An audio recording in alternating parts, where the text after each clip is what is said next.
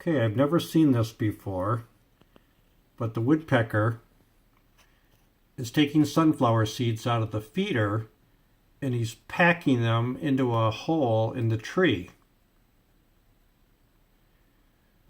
So I think he might know something that we don't know, that we're about to get a lot of snow. I don't know if he's looking for another hole.